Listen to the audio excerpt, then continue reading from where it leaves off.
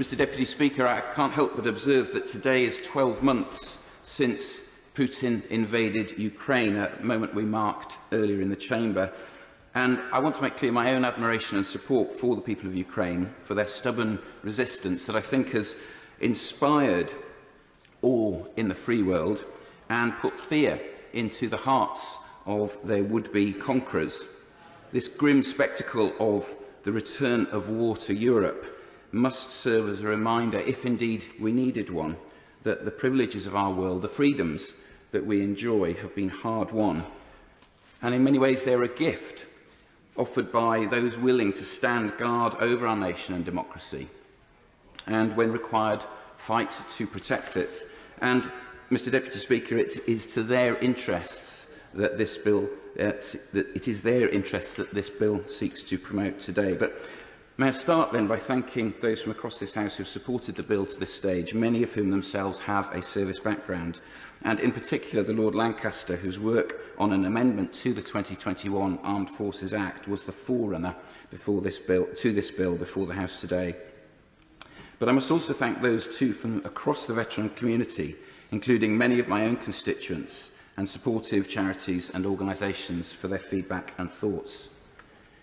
Mr Deputy Speaker, although this bill contains provision of particular interest to veterans and their families, it is clear from my conversations with members from all walks of life and political leanings that a desire to support our services community is widespread across the House. And this should not be a surprise. After all, British forces have been deployed into conflict zones in every year from 1945 to 2021. For service personnel, the last 25 years have been defined by relentless conflict, with deployments to wars in Kosovo, Sierra Leone, Iraq, Afghanistan, Libya, Syria and Mali. These former servicemen and women to whom we owe so much represent about 1 in 25 of our fellow citizens, 1.9 million people. And since World War II, they have seen their colleagues fall in 29 conflict zones across the world. They've provided vital aid, disaster relief and peacekeeping in dozens more. And today, as I stand in this place, British forces are deployed to support our allies across 17 nations. They continue to ensure safe passage of the world's oceans, and of course they watch and stand ready in defence of our own borders. They are that vital deterrent against those who would threaten our freedoms, our borders and our way of life. And I know that the whole House will agree that we owe a great debt to these men and women. Mr Deputy Speaker, Conwy has the highest proportion of veterans of any county in Wales, and I must say it's been a privilege when I've met them to discuss life after service and also on occasion to hear from them about their time in the armed forces. I've also had the additional privilege of meeting many serving men and women through the Armed Forces Parliamentary Scheme. The opportunity to discuss their lives and mission today has been incredibly insightful and humbling, and one I know I share with many colleagues here this morning, and is a key motivation for me in bringing this bill to the House. Mr Deputy Speaker, most veterans will speak of the benefits of fulfilling careers and excellent training. They will live long, happy and fulfilled lives after leaving service. Indeed, many make an invaluable contribution to our life in Aberconwy, to their families, the communities they are a part of, and wider society. For some, however, the transition into a civilian world is a challenge. The struggle dealing with the practicalities of everyday life is very real. They may require help accessing services, tailored mental and physical health care, appropriate housing, opportunities for employment, simply adjusting to the conventions of a civilian life, timely financial support, or indeed some combination of these. And these stresses point to a clear duty owed by us and society to veterans, one which this bill aims to further in a modest but important way. Mr Deputy Speaker, in Aberconwy, I've been impressed by the work of established institutions like Blind Veterans, who operate their principal facility serving veterans from across the UK and beyond from their hospital overlooking Llandudno. And I've been moved by the spontaneous emergence of groups and initiatives from within the community in Aberconwy, such as Military Minds Football Club and the Troop Cafe. These are the organic and dynamic organisations, the network of Burke's little platoons, which need encouragement and enabling in their work of support for veterans, more than they need any direction or regulation. And it is to enable this spirit of enabling volunteers that the bill is intended. Mr Deputy Speaker, the Government, of course, though, has the first responsibility in the care and support of our veterans, and I have been proud of this Government's pursuit of making the UK the most supportive society for veterans and their families in the world. Amongst other changes, we've enshrined the Armed Forces Covenant as a statutory duty at all levels of public service. Last year, this helped 13,000 veterans' families improve their accommodation, supported the education of 80,000 service family children, and brought into operation the Veterans' Mental Health High Intensity Service. However, Mr Deputy Speaker, it would be disingenuous not to recognise the long-standing concerns over the delivery of support services to veterans and their families. This can at times be disjointed, uneven, even untimely. It can also be overly bureaucratic, fostering a complexity that both prevents access and at the same time creates gaps through which the deserving and needy may fall. By way of example, just 3 weeks ago, my own office was contacted by an RAF veteran in need of a hip replacement.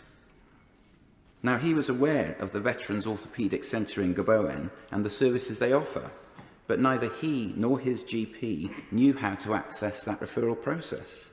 And this despite the presence in the local health board of an armed forces champion, tasked with disseminating information on working with veterans to relevant organisations such as council services and GPs. And Mr Deputy Speaker, you'll be pleased to know this brings me to the substance of the bill. The pressing issues of coordination and consistency in support for veterans point to the need for scrutiny, feedback and support at a local level. VAPCs are a less well-known part of government support for veterans. Formed as war pensions committees almost a century ago, they advise and liaise with veterans, their families and relevant organisations on their needs, issues and concerns. The VAPCs, or Veterans Advisory Pension Committees to give them their full name, aim to assist, raise awareness, act as advocates and provide governance to the veterans community and champion the rights of veterans and their families where there is injustice, inequality or a lack of fairness. Mr Deputy Speaker, I believe these VAPCs have enormous potential.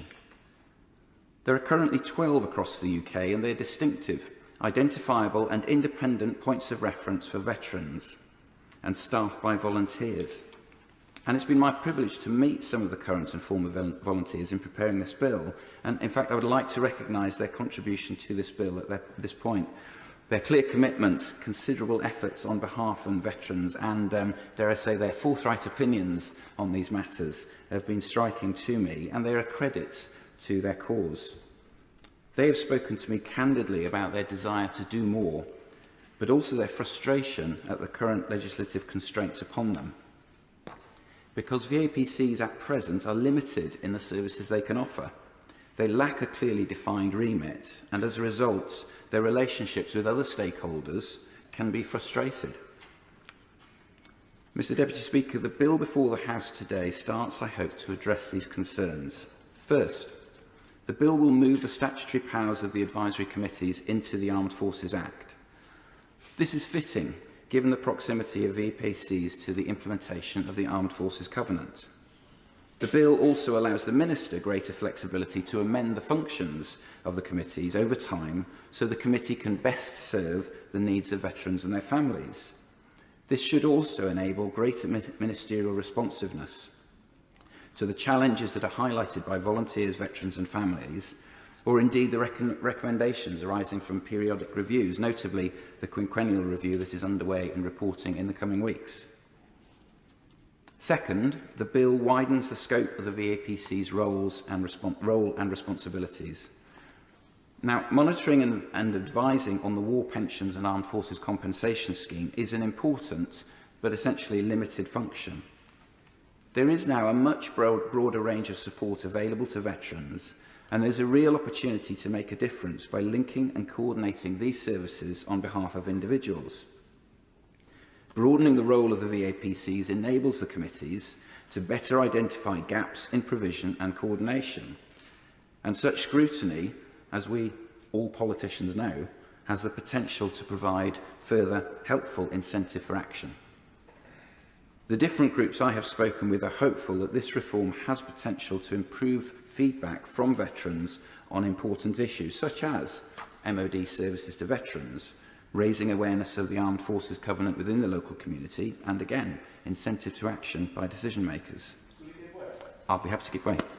Grateful to my honourable friend for giving way. He's making a powerful speech, and I absolutely support the aims of his bill. He mentioned that the bill will give greater power and clarity of role to the committees. Specifically beyond MOD oversight, will that include certain charities, such as one that operated in my constituency that I have to say badly let veterans down, to have the ability to intervene to fix problems faced by veterans being let down by those other bodies? I thank my honourable friend for his intervention, and he makes a very good point, if I may suggest, that actually this is a complex landscape. We not only have statutory bodies and institutions keen to help. We not have only individuals who are motivated to help.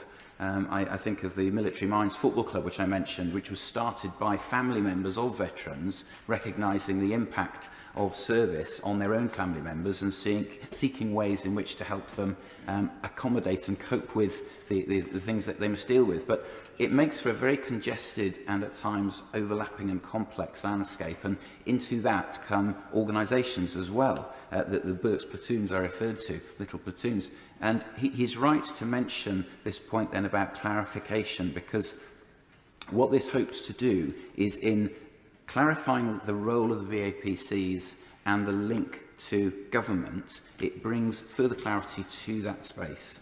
So with that clarity, better relationships can be formed. With better relationships, my hope is that more effective functioning will follow from that, and ultimately better outcome for veterans.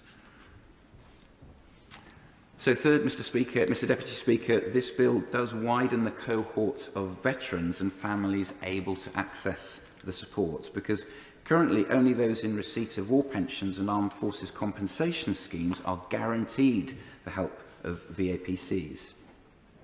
This then hinders the ability of those committees to attend to the broad range of social support families and ex-service people often need.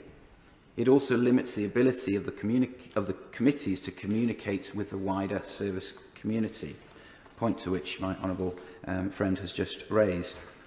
In turn, this limits their ability to advocate for veterans and provide representative feedback. But by widening the remit of advisory committees to all veterans and their families, regardless, I must say, of length of service and compensation entitlement, the bill will both strengthen support services and provide all veterans with a clear means to have their voice heard in government.